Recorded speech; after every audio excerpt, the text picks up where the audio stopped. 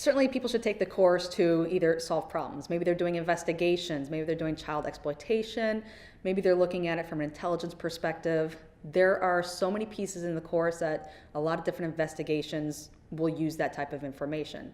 You know, pattern of life information, recently used whatever, applications and documents and all that great stuff. We get really in depth into the file system, like more in depth than maybe some students want, but I have no regrets about that, to know how the forensic utilities actually use that type of data. So we're getting into this data, we're doing it from a non-tool specific perspective. So we're looking at databases, we're looking at plist files, we're looking at a lot of the raw data, how to interpret that and how to use that in different investigations. So we get really in depth into a lot of the different pieces.